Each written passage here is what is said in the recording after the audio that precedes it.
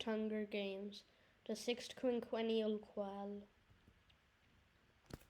Good evening, tributes, and welcome back to Hunger Games Chronicles.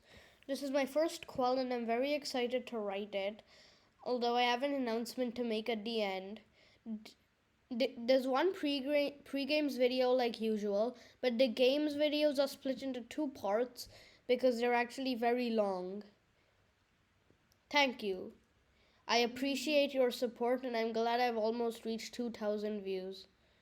Enjoy. The 105th Games were the 6th Quinquennial Quell and took place in the year 127. As this was the 6th Quinquennial Quell and the first Quinquennial Quell of the Reconstruction era, as well as the first year District 14 would be competing in the games, as well as the first games overseen by President Smolder Flickerman, Capitol viewers were very happy to see that this was a year of many firsts. 2 weeks before the games, as this was Flickerman's birthday, he decided to announce the Quell rules for this year. Flickerman was dressed in a scant suit he had tailored for his 37th birthday, and he pulled a slip of paper from a large bowl. As he ripped open the ribbon with his hand, he announced that in order to remind the rebels that the war was against their own brothers and sisters of the capital, 2 tributes will be reaped this year from each district, and each of them will be accompanied by one of their siblings. As viewers began chattering in Snow Square, Rubius, Dalton, and Priscilla Price arrived on screen with some information. Rubius announced that the female tribute would be reaped first, and she could either choose to be accompanied by a female or male sibling if she had one. After the male tribute was reaped, depending on who the female tribute had chosen, he would have to choose a sibling, but ultimately each district had to produce 2 male and 2 female tributes. The next week, the reaping of District 14 took place. This was greatly anticipated by Capitol viewers, who were extremely excited that this new district's first year in the games was also the year of the 6th Quinquennial Quell, with Rubius and Priscilla joking that this year's games would be unforgettable, as Flickerman had stated in his victory speech following the siege of District 14 the previous year. Due to most of Cuba still recovering from the shock of the invasion of Panem, India, Mongolia, and Australia the previous year, the reaping instead took place in the Guantanamo River Valley. A large tower, similar to the one that had been used for the reaping in the old District 14, had been built in front of this valley. The fog of the morning appeared to ruin the mood, but both Rubius and Priscilla agreed that this reaping platform was beautiful. Eddie Greengrass, victor of the 104th Hunger Games, arrived in District 14 via hovercraft in the early hours of the morning and watched as the youths of all 7 provinces arrived in the large reaping valley. The youths of Province A, Havana, had to be wrestled to the valley, whilst the youths of Province G, Trinidad, seemed to have given up on fighting the peacekeepers. Eddie spoke with Mayor Ulysses Bell, who had lost his older daughter during the bombing of a train in District 14 a few weeks prior. Finally, Eddie climbed up the stairs and reached the platform before making a speech to the youths about how important it was that they learnt the honor of competing in the Hunger Games, as well as the honor of being part of Pan Am. After beginning and finishing a speech about how much he loved being a victor, he walked towards the female reaping bowl, stating that the female tribute would have to choose a sibling to take into the arena, and yanking a name from the bowl, announcing 18-year-old Bella Velasquez as one of the female tributes of District 14. A shriek was heard as a tall and pale girl with blonde hair from Province A collapsed in a friend's arms and called Flickerman, Eddie, Mayor Bell, and all of the nearby peacekeepers obscene words in Spanish. Upon realizing that Bella had been reaped, Mayor Bell hugged Eddie, saying he knew Bella had been part of the rebel gang that had killed his daughter. Bella continued shouting obscenities, shouting at the peacekeepers to "Déjalo en paz." However, peacekeepers were already moving in on a short, pale boy with a thin face and light red hair.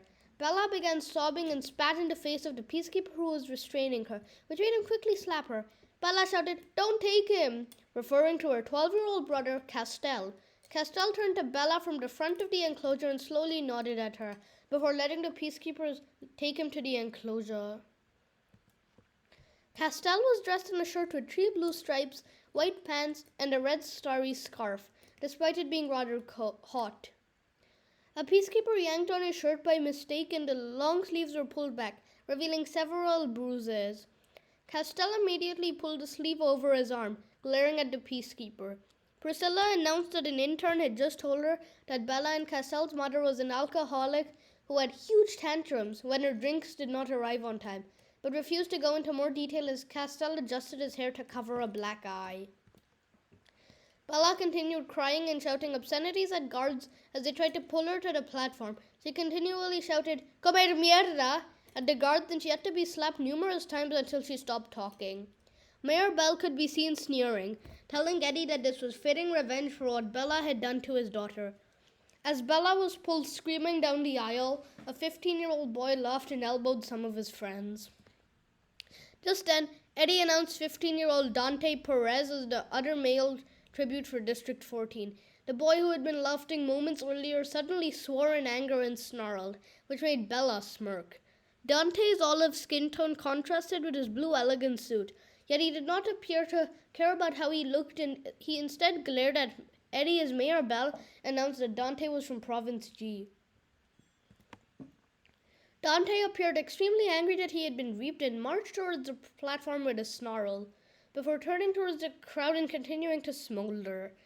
As he brushed his curly black hair back with a comb, he suddenly appeared to remember the Quell rules for this year and let out a shrill scream as peacekeepers pulled his two sisters, Albina and Gabrielle, out of their respective enclosures and placed them at the front of the tower, laughing and exclaiming, "Your choice!" Dante swore and glanced at a smirking Mayor Bell, whilst Eddie shook his head and smiled sadly at him. Dante called Eddie and Mayor Bell cabrones, which made Priscilla and Rubius laugh, whilst Gabrielle, who was 17, glanced at Albina, who was 13, and took a deep breath before nodding at the bawling Dante.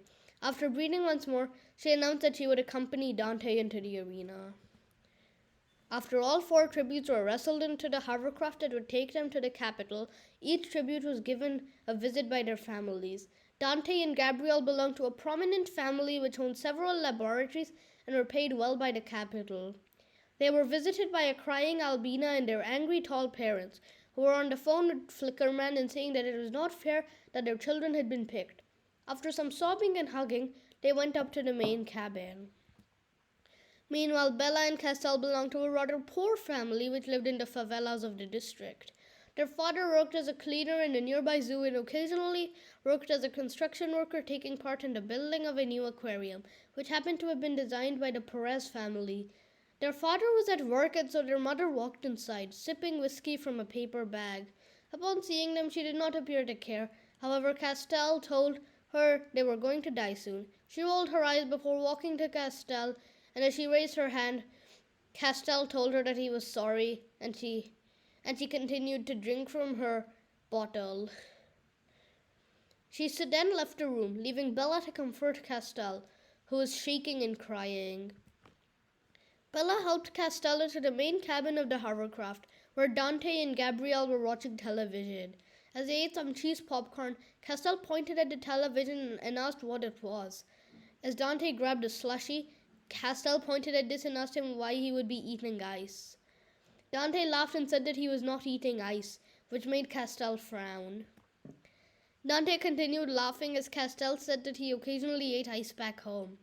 Dante and Gabrielle laughed at Castell for these weird statements and called him a Dumbo, which made Bella step forwards. Before Dante could say anything, Bella used all of her strength to pick the boy up and she threw him at a window. As Dante yelled out and massaged his head, which had taken the full blow of the fall, Bella marched towards him and repeatedly kicked him. As Dante asked her what she was doing, Gabrielle lunged towards Bella, which caused both of them to fall to the ground. Gabrielle placed her knees on Bella's shoulders and asked her what she was doing, which made Bella raise an eyebrow and say, "Doesn't your mom do this to you?" Gabrielle winced and asked Bella if she was used to being kicked and thrown. Bella replied that she had been the target of her mother's anger for many years until Castell had been born. Meanwhile, Castell was hopping on one foot for extended periods, with the two Perez siblings asking him how he could stand like this for so long.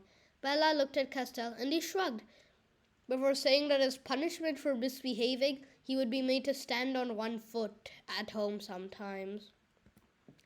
Gabrielle muttered under her breath before slapping Dante and telling him to apologize for making fun of Bella and Castell. Dante shouted that he was sure he was paying for his bullying by having to compete in a fight to the death. Gabrielle told Bella that Dante was pretty hyper, which made Dante kick her in the stomach. As she cried out in pain, Dante laughed and muttered that it was not fair he had to compete in the games, and it was even more unfair that he had to choose a sibling to take into the arena with him. Gabrielle told him life was not fair, but he quickly threw all of his popcorn at the television before falling to the ground as a young man in his late teens who was dressed in a Capital Academy uniform strutted into the cabin with a taser and said, "What a waste of good popcorn," as he ruffled his red berry hair and smiled through his newly shaved beard. Dimitri Amani was 17 years old and a top student at the Capital Academy with ambitions to become a gourmet chef. In order to gain a scholarship to the Blanco School of Culinary Arts, Dimitri had volunteered to mentor the tributes of District 14, although he had to be coerced by his peers due to a close friend of his, Zeus, having died during the train bombings. Dimitri grinned at his tributes before threatening to taser them if they caused any more trouble. Dimitri then said his friend Zeus had been killed during the train bombings, before casually turning to Bella and saying, "You wouldn't know anything about those bombings though, would you?" He then turned on the television to show the district games of District 2 and the 100 Hunger Games, to show his tributes whom they would be facing. They watched the entire games, with all 4 of the tributes, especially Castell, groaning and whimpering in fear. However, Dimitri appeared to be enjoying himself and poured a glass of champagne before drinking it and glancing at his tributes, who were now watching the final 4. As Octavia smashed his meaty to death with a brick, Bella glanced at Dimitri, who stared back at her. Once the games were over, Dante muttered that he had wanted either Brutus or Julius to win these games, which made Dimitri laugh and say that Septimus Paddock, one of Julius's ancestors, was rolling over in his grave with Julius's performance. The hovercraft arrived late at night in the capital, and after a brief train ride to Stowe Station, the 4 tributes of 14 left the train and squinted at the crowds. There were more admirers than usual this year, due to most of them wanting to see the tributes of the new district. Several admirers complimented the Cuban accents of the Perez siblings, whilst the Velasquez siblings refused to take any pictures, much to the annoyance of Dimitri. 2 days later, the Reaping Games of District 2 took place, during which volunteers ripped off bracelets of their opponents. Mayor Dalton announced that the Reaping Games would take place normally for this year. 18-year-old Lucius Castro was the son of Crassus Castro, a peacekeeping captain, and hence the nephew of the now-deceased District 2 hero Janus Castro of the 96th Games. Lucius was known for his many levels of endurance, such as pain endurance and poison endurance, as well as his good looks, expertise with spears, especially in close proximity to other tributes, as well as his determination, ambition, and pride. Lucius's twin brother Spartacus was known for his sheer strength, creativity, ideas about iconic deaths in the arena, good looks, and like his brother, his determination, ambition, and pride. He had joined the training academy since the age of 4, like his brother, and was known as the man with the machete due to his skills with this long weapon. As the male volunteers entered the Salt Lake Reaping Arena, Spartacus and Lucius desperately tried to find each other, but after realizing that they were on opposite ends of the arena, Lucius and Spartacus both charged inwards. They grabbed full weapons, Lucius grabbing a spear and Spartacus grabbing a machete. They roamed around the Reaping Arena, and Lucius began dueling with a boy named Titan who almost ripped his bracelets off. But Lucius blocked his arm with the spear and stabbed it through his bracelets, which caused them to fall off. Spartacus, on the other hand, began a fight with his friend Publius Bean, the brother of Aurelia Bean, and eliminated him by slashing his machete through all 3 of his bracelets, though he lost one of his own in the process. Spartacus and Lucius roamed the arena and eliminated all of their opponents by using their weapons to stab through their bracelets. When they were announced as the winners of the Reaping Games, Lucius, who was resting on top of a building after he had eliminated his final opponent, stood up and yelled in triumph, which alerted Spartacus, who cheered. Meanwhile, Junia Dalton was known for her strategic way of fighting and her intelligence in the training academy, She and her twin sister Julia both put up strong fights during the Reaping Games with their faux knives, and although Julia was nearly eliminated after the initial scuffle, Julia stabbed her attacker with the knife, and the sisters eliminated their remaining opponents until they were the only tributes left. They both squealed in happiness and embraced each other as their names were announced. The Dalton sisters and the Castro brothers appeared to be familiar with each other from their classes within the Dalton Elite, which was run by Icarus Dalton and Magnus Plint, who were also the mentors for District 2's tributes. When Mayor Dalton arrived to congratulate them, Julia and Julia both grinned at their uncle as he placed garlands around their necks. He nodded at the Castro brothers, who grinned at each other and tugged on their flowing golden ropes before adjusting their tight collars. During the farewell period, the grandfather of the Castro brothers marched into the room, tapping his cane against the floor with one hand as he ruffled his paper white hair with the other. The brothers immediately stood up straighter as their grandfather continued tapping the cane on the ground. Suddenly, their father walked in and told their grandfather to stop scaring them. He grinned before telling the boys that they were to kill all the potential threats in the bloodbath itself, unless they wanted to be sadistically electrocuted for hours by a psychopathic idiot of District 3. Meanwhile, Mayor Dalton visited the Dalton girls, who were grinning in anticipation as their parents congratulated them for their bravery in volunteering for the games. Julia styled Julia's dreadlocks, whilst Julia simultaneously styled Junia's. After some styling, their mother snapped and told them that they were going into the arena to kill, not to kiss. Despite both being members of the famed Dalton dynasty,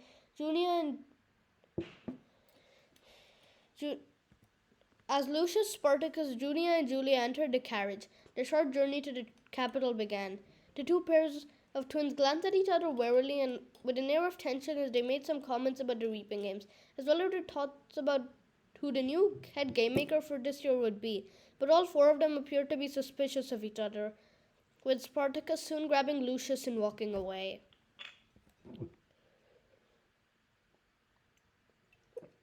After a few more minutes of tension between the two pairs of siblings, Icarus Dalton and Magnus Plint entered the carriage. Spartacus scoffed before marching towards Magnus and telling him that he was not a real victor.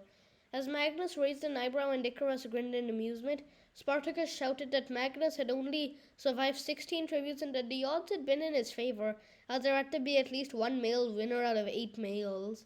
Magnus scoffed at Spartacus before punching him in the face, which caused him to fall to the ground. Magnus told Spartacus that he had to compete against 23 other tributes who had already won a district games and were already victors. He then muttered that he had to beat a district partner of a bald psychopath, which caused Icarus to tell Magnus that he was not to insult his cousin, Octavia.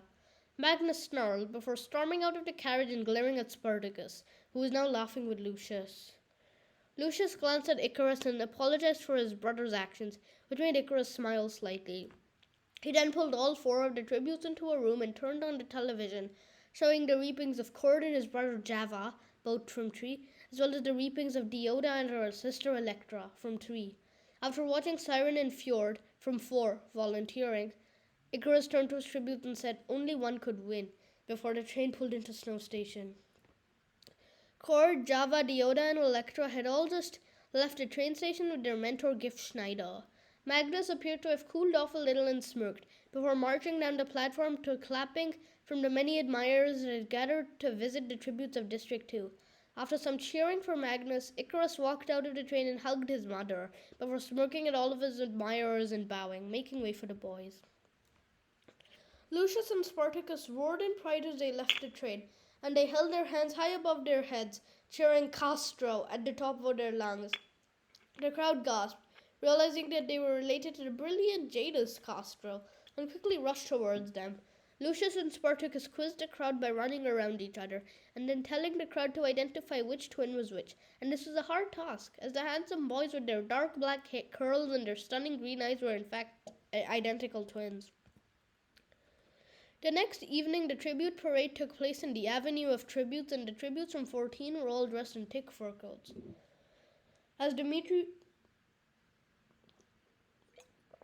As Dimitri praised them for how elegant they looked in these clothes, Castell gasped in admiration, whilst Dante and Gabriel scoffed and said that they had been dressed in these clothes for the most recent family photo shoot. Just then, Marvell and Sapphire, from one, walked up to the group and laughed, before insulting them and walking ahead to join their male counterparts. Meanwhile, Lucius and Spartacus were dressed in scant golden suits with feathers pasted on. They glanced at their mentor, Icarus, who wished them luck. Lucius then looked behind to see Siren, Fjord, Vazel, and Majara from 4, as well as Blade and Landon from 10, further down the lineup of tributes. Junia and Julia pulled on their golden gladiator outfits and placed their dreadlocks underneath the helmet they were wearing, before grinning at Magnus.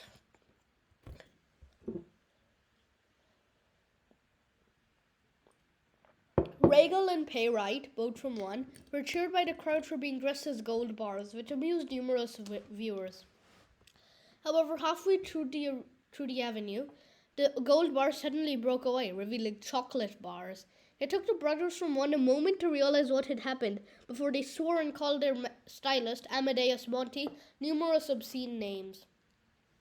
Meanwhile, Lucius and Spartacus entered the avenue following Marvell and Sapphire, and they were instantly cheered for their resemblance to their deceased but heroic uncle, whom they had never met.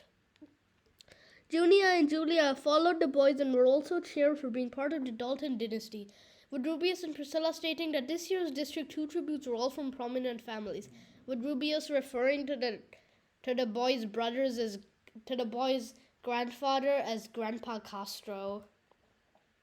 Meanwhile, the District 14 tributes were cheered by the crowd for a few moments, before Castell fainted in apparent fear and Bella had to help him out. Dante and Gabrielle listened intently to President Smolder Flickerman's speech, and they glanced at each other before jerking their heads towards Regal and Payrite. After the tribute parade, all of the tributes heard a scream coming from the balcony. They peeked up to see Regal and Payrite preparing to throw Amadeus Monti over the balcony, but Dollar Crusoe and Azora Asimov quickly stopped them from doing so.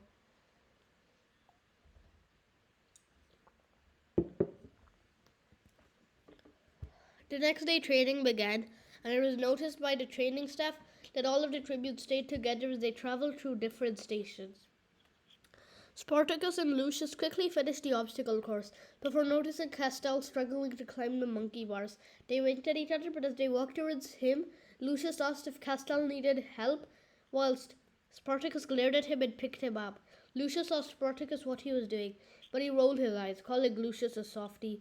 He then mocked Castell for his young age and his fear during the parade, but before he could do anything, Lucius grabbed him, saying Castell was only a kid. The boys therefore spent the rest of the day practicing with spears and machetes, with Lucius trying to improve Spartacus' spear throwing and Spartacus trying to improve Lucius' machete skills. Meanwhile, the Dalton sisters spent the first day throwing knives and axes with brilliant accuracy, whilst glancing around at the other tributes. It was noticed that they were examining Regal, Payrite, Marvell, Sapphire, Siren, Ford, and Vazel and Bajara, their potential allies in the traditional career alliance. However, they did not make any contact with this group, but instead observed Blade and Landon, whose mentor and training master, Casco Astriana, had to get them larger training clothes, due to their muscles ripping through the cloth whenever they threw spears. Bella acted extremely protective of Castell, according to the accounts of several training staff. When Blade and Landon came to the survival station to ask Castell for advice on starting a fire, Bella stepped forward and slapped Blade, which caused him to jump backwards. Before Blade could stop him, Landon snarled and punched Bella in the face, which caused her to fall to the ground. The brothers from 10 then glared at their siblings from 14, before training master Astriana warned Bella not to punch his mentees. Bella sneered at Casco, which made him quickly taser her, and she screamed, falling to the ground at Castell's feet, which made him shake. Dante and Gabrielle traveled from station to station and acted as though they were not new to the Hunger Games.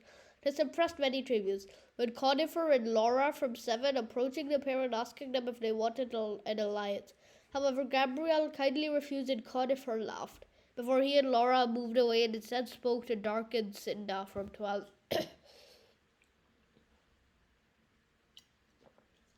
Gabrielle turned to a surprised Dante before telling him that they did not need the tributes from continental Panem to ally with them in the arena, which made Dante snarl and mutter that while she did not need them, he did, which made Gabrielle mutter that she had chosen to protect him in the arena, although she said this in a raised voice, which made Viscera and Barona from 10 look over. Once the training period had ended that day, Icarus and Magnus had a conversation with the Castro brothers and Dalton sisters. Although Lucius and Spartacus gladly listened to what Icarus and Magnus were trying to say, Julia and Julia appeared more interested in styling each other's locks than listening to their mentors. However, Icarus nodded at Magnus, who jabbed his taser at one of Julia's locks, causing it to fall off. Julia and Julia both gasped, but Lucius appeared indifferent, while Spartacus began laughing. He then told them to pay attention to their mentors. Icarus and Magnus glanced at each other before they told all 4 District 2 tributes that they had come up with a list of threats in the arena. They stated that Regal, Payrite, Marvell, Sapphire, Siren, Ford, Vazel, Majara, Conifer, Laura, Blade, Landon, Viscera, Barona, Dark, and Cinda were the strongest competition in this year's lineup. Icarus told Lucius and Spartacus that they might as well try to start an alliance with these tributes, which will lead to a career pack of almost 20 tributes. Lucius grinned, stating that this would definitely make the pack a target of the other tributes, but Icarus shot back that the alliance would consist of almost half of this year's 52 tributes. On the balcony of the apartment belonging to the District 14 tributes, which was 11 levels above that of the District 2 tributes, Dimitri had become inebriated and lay passed out on the sofa. All of his mentees tried to shake him awake, but he remained passed out. He woke up after about an hour, but simply grabbed another champagne glass and downed it before returning to his slumber. Bella shouted that he was a horrible mentor, and Dimitri woke up. He stared at Bella before lunging towards her and pinning her against a wall. Bella squealed as Dimitri snarled and called her district scum, before shouting that she had bombed a train a few months prior. This made Gabrielle and Dante glance at each other in anger, before they glared at Bella, shouting that they had lost their uncle in the train bombings. Dimitri shouted that she had killed his best friend, whilst Castal gasped in shock. Bella shouted at him to go to the bed and he carried out her request, running into his room. Bella then asked Dimitri in a sarcastic tone if he really thought that the capital was better than the districts. As Dimitri started laughing, Bella shouted that Panem had only conquered District 14 as they had the help of India, Australia, and Mongolia. Dimitri then asked Bella if the capital had killed anyone she knew, and when she did not answer, he scoffed, saying, "Of course."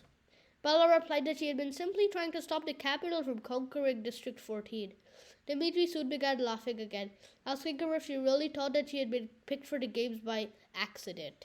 As Bella raised an eyebrow, Dimitri told her that she had killed the older daughter of Mayor Bell, which made Bella slap him. She shouted that these sick games were rigged, which made Dimitri laugh before he returned to bed. During the next day of training, District 1 and District 2 tributes quickly met up. They shared some stories about their lives back in the district, with Regal and Payrite's father owning half of the mines in the district. They then moved towards Siren and Ford, who agreed to join their career alliance, whilst Vazel and Majara politely refused. Conifer, Laura, Dark, and Cinda all refused as well, whilst Blade and Landon both agreed to join. The 8 boys in the alliance all built a strong rapport with each other, whilst the girls from 1 and 2 made polite conversation. Blade and Landon appeared amazed by Lucius's spear-throwing skills, whilst he was amazed by the use of a trident. Landon explained that he and Blade used pitchforks back in District 10, which made them familiar to tridents. Blade threw a trident directly above Conifer's head, which made Casco smirk in amusement as Conifer snarled at the brothers from 10. After this, Lucius gave Blade and Landon advice on how to throw spears from further distances. After this, Blade asked Spartacus if he could give him advice on how to use a machete. However, Spartacus and Blade both grabbed the only remaining machete at the same time, leading to an argument. Lucius managed to break this argument up, but Landon and Blade moved away from the pair, snarling at Spartacus and Lucius, despite it being Spartacus who had begun the fight. Spartacus ran after Blade, before telling him that he could use a sword if he wanted. However, Blade refused, and Spartacus angrily handed him the machete before teaching him how to throw it. On the other side of the room, Julia and Julia were teasing Cotty for bait, before they were both knocked out by her older brother, Tartan, for bait. Bella appeared lifeless as she sat in the corner and fidgeted with a strand of string from her jumper. Castell crossed over to her and asked if she was okay, but she instead burst into tears and told Castell that she was sorry. It was a rather amusing sight for the rest of the tributes to see a tiny 12-year-old boy consoling his towering 18-year-old sister. But the other 50 tributes, with the exception of the Davis siblings of District 8, 16-year-old Tartan and 12-year-old Cotty, laughed at them and made snide comments. Dante and Bella worked in the survival station under the guidance of Casco. As they were trying to make a fire, they overheard Regal and Payrite talking about who they thought the new head game maker for this year would be, after Elias' friend had stepped down the previous year in order to care for his injured son. Training Master Astriana seemed all too happy to hand the 52 tributes over to the game makers the next morning for the assessment of tributes. Their actions were kept hidden, but there was a rather huge amount of controversy surrounding the scores. However, the game makers revealed that because of several types of endurance, including electrical and poisonous, Lucius had scored an 11, which made him cheer out. The score was shared by many other tributes, including Spartacus, who scored an 11 after a display of significant strength. The brothers from 1 and 10 also earned the score, as did the sisters from 1 and the boys from 4. As for Julia and Julia, they both scored a 10, after they requested to do the assessment together and performed acrobatic routines, which impressed the game makers. The controversy this year was mainly caused when Bella scored a 12, although it is suggested that she insulted the capital and so the game makers wanted to make her a target of the other tributes, which Icarus explained to the furious Castro brothers and Dalton sisters. Gabriel scored a 4, which made Dimitri scoff, but he began laughing when he saw that Castell had scored a 6, congratulating Castell, saying he could win. Dimitri was also impressed when Dante scored a 7. Taking place the next night, the interviews were strongly anticipated by both tributes, mentors, game makers, and viewers alike, as the head game maker would be revealed at the end. Priscilla Price ruffled her short pink hair and announced that today was her 32nd birthday, which made the audience cheer. She spoke for a few moments about how she had spent some of her teenage years working as a game maker in training, and that her treacherous aunt Jocasta Price had betrayed her in the capital during District 3's Reaper Games. Rubius asked her more about her job and she smiled, saying her father had pulled every favor to give her the job and had paid a humongous amount of money in order to make the head game maker of District 2's games Priscilla, despite her aunt's bad reputation. Rubius then gaped in shock, saying he had never known that Priscilla was the head of the amazing spectacle. Priscilla called out the names of the Mace brothers, and Regal made his way to the stage. He spoke about how he was prepared to do whatever it took to win the games, stating that this Quell would teach him how only one could win, and the sacrifices one would need to make in order to win the games. Payrite then arrived and spoke in a similar manner to Regal, although he spent some time flirting with Priscilla. After the Creed sisters, Marvell and Sapphire, finished their interviews, Priscilla asked for the Castro brothers to make their way to the stage. As Spartacus mounted the stage, however, he was suddenly hit in the back with a cane, which made him spin around, and he swore when he saw Grandpa Castro staring at him. Lucius and Spartacus shouted in surprise as Grandpa Castro tutted, and Rubius announced that he had brought Grandpa Castro from District 2. This changed everything, as the brothers appeared very uncomfortable with Grandpa Castro tapping his cane on the ground. Being from District 2, however, the brothers answered all of the questions with ease, emphasizing that they were of similar background and breeding to Janus, which made Rubius, Priscilla, and many members of the audience start to begin shouting, "Janus was robbed," which made Grandpa Castro wipe a tear from his eye, and Lucius and Spartacus glanced at each other. The Dalton sisters were announced to be the next pair of tributes who would be interviewed, and Julia made their way to the stage in tight togas.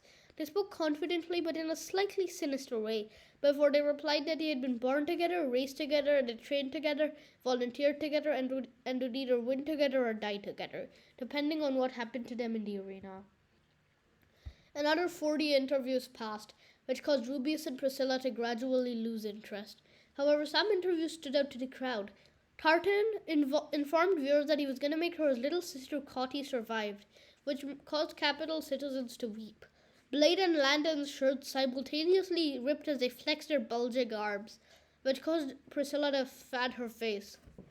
Finally, it was time for Bella and Castell to make their way to the stage. Castell appeared scared by the bright lights and did not answer any of the questions Priscilla said, and Bella told Priscilla that Castell did not like talking. Priscilla raised an eyebrow and Bella told her that Castell was just very shy as he had no friends, and Priscilla flinched slightly. Priscilla then told Bella that it was no secret that she was responsible for the train bombings, which made Bella snarl, and the rest of the interview went downhill after this. Dante and Gabrielle's interviews did not appeal to capital audiences, as they still acted as though they were members of the rich Perez family in District 14, which they were. But their snobby gloating about how their father could buy them anything they wanted annoyed the crowd, and Rubia shouted that although they were spoiled brats back in District 14, they were nothing in the eyes of Pan Am. This enraged Gabrielle and Dante, and Gabrielle asked Rubius why his skin was so dark. A gasp was heard from the audience as all ebony-skinned capital elites glanced down at their skin and then back at Gabrielle. She appeared to have realized what she had just said, but it was too late and Rubius snarled, before grabbing Gabrielle and shaking her with his hands, before pushing her onto the ground, as Rubius shouted that at least he was part of Pan Am and that District 14 was nothing. He then told Gabrielle that she should learn better English, as he could not understand anything she said under her disgusting accent. Dante snarled before running forwards and punching Rubius in the chest. Rubius grabbed his taser and quickly tasered both of them, before storming off the stage, while Priscilla winced. Finally, after the horrible interviews of the terrible District 14 tributes had ended, Priscilla asked for the new head game maker. As Capitol viewers grinned in anticipation, an attractive, tall, and pale-skinned young lady with long blue hair and blazing amber eyes made her way to the stage, her tight black suit surrounded by butterflies and her heels clicking and clacking on the ground. Priscilla announced that the new head game maker was a 19-year-old by the name of Stella Griffin, who had recently graduated from Capital University. Priscilla congratulated Stella, saying that she was the youngest game maker in the history of the games, and Stella smiled. She stated that it had cost a lot of money to earn this role, but that she was excited to be the head game maker of the very first Quinquennial Quell of the Reconstruction era. Priscilla tried to get as much information as she could about the upcoming arena, but Stella smiled, before saying she could give one hint. As Priscilla asked her for the hint, Stella grinned, before saying, "Say your prayers." The next day, the tributes were taken to the launch room underneath the cornucopia of the arena. They were ordered to dress into yellow insulated vests and full-sleeve shirts of their district colors. They were also ordered to wear gray jeans as well as tight belts with holes, and were visited by their mentors. Icarus visited first Lucius, then Spartacus, telling them that Janus had been robbed, but that they would have made them proud, making both of them grin in anticipation. Meanwhile, Magnus visited Junia and Julia, reminding them that only one could win. As for Dimitri, it was noticed that he did not give any of his tributes advice, except saying, "Just don't bomb a train," to Bella, and "try not to be a racist," to Gabrielle. He then glanced at Dante, the last tribute he had visited, before Game Maker Griffin announced, "Say your prayers," and the tubes rose into the arena.